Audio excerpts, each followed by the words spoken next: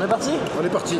On est parti. Il faut que je te parle d'un produit qui va te plaire. Cette petite crème, en fait, elle m'avait interpellé parce que moi, ce que j'ai vu, c'est sur le mur là-bas. On a une façade mélangée avec notre produit. C'est impressionnant, la souplesse, quoi. L'idée étant de venir démarquer une rotation de plancher. On va se retrouver avec une micro-fissure sur un plancher que l'on ouvre et qu'on vient boucher avec la teinte initiale de la façade qu'on mélange avec notre produit RM Flex. Ok, donc le but...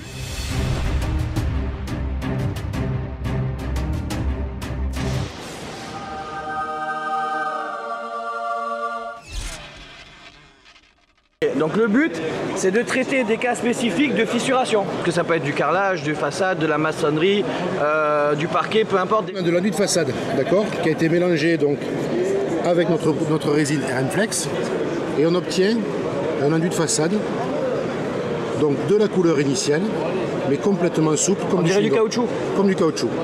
La distance maximum de l'élasticité. 1 cm, on l'ouvre à 2 cm, il a 100% d'élasticité. Par contre, on va avoir une épaisseur maximum de largeur. Ouais.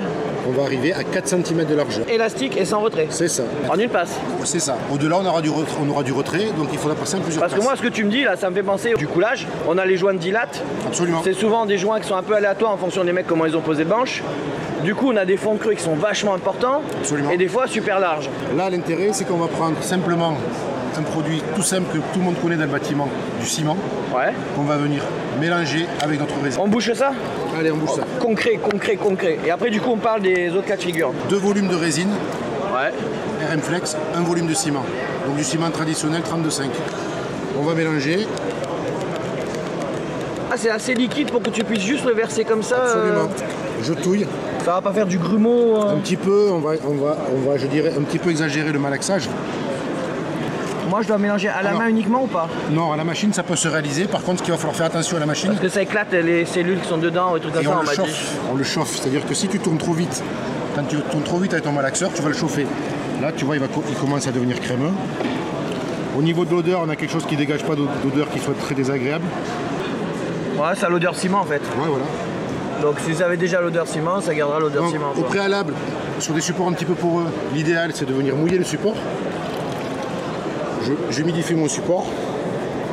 Pourquoi humidifier le support? Ça évite que le support boive trop et absorbe trop l'humidité qu'on a créé.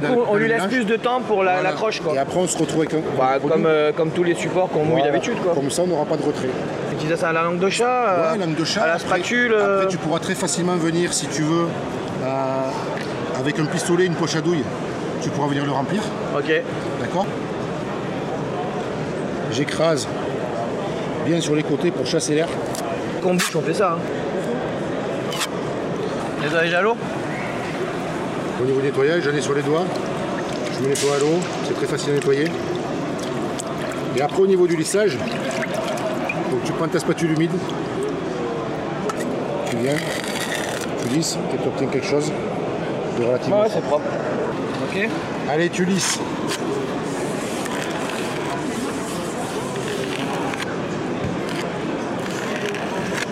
Il ne faut pas y revenir. Faut pas passer 36 fois. Une fois et ça suffit. Par contre, si tu la ressèches, là tu pourras repasser sans aucun problème.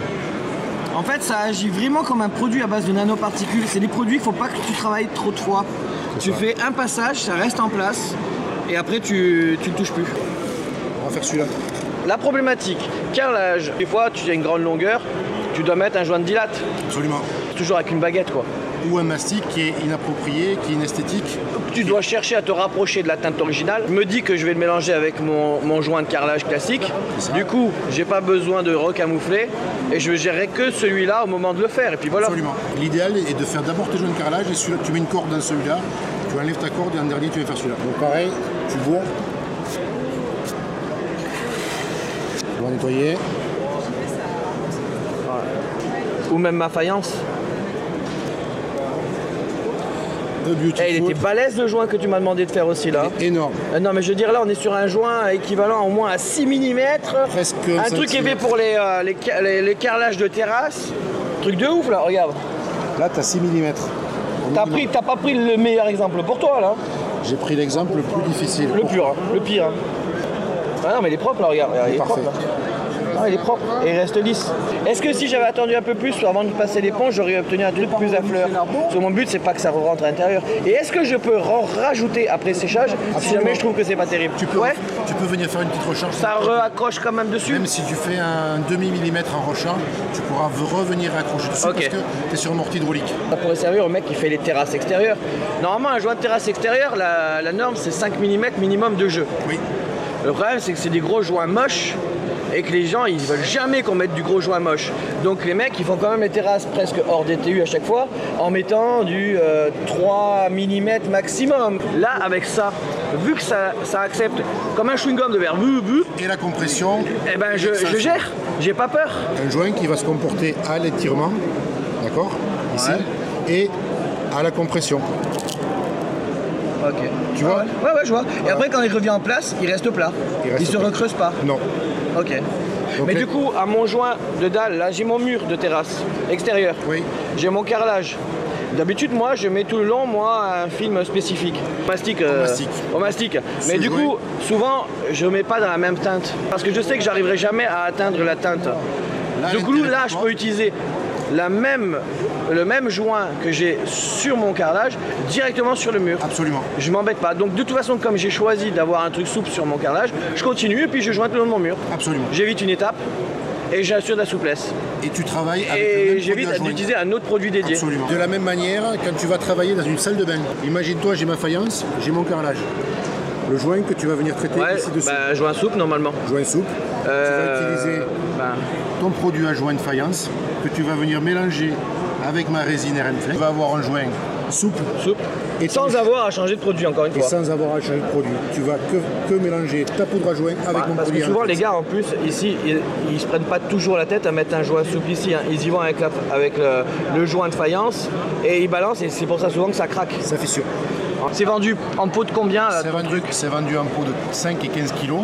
Oui, il vient de faire une connerie. Pourquoi j'ai mis ma main d'ailleurs? Putain, je me sens pas bien là. Moi j'essaie de réfléchir à tous les cas de figure. Liste-toi en commentaire tous les cas de figure où tu as des fissures en général. Sur quel produit ça adhère là? On a du métal, on a de la brique, on a du bois et on a du PVC. C'est vraiment pour le travail à l'endroit où je sais qu'il y a une micro-fissure. Faut que je reste concentré sur la micro-fissure. Sinon forcément ça me coûte cher de rajouter ça. Ça c'est du fait pour solutions spécifiques. Absolument. Mais tu vas tout à l'heure tu évoquais une cartouche. Ouais. Tu seras sensiblement équivalent au prix d'une cartouche de 300 ml. Ouais. Donc c'est hyper intéressant.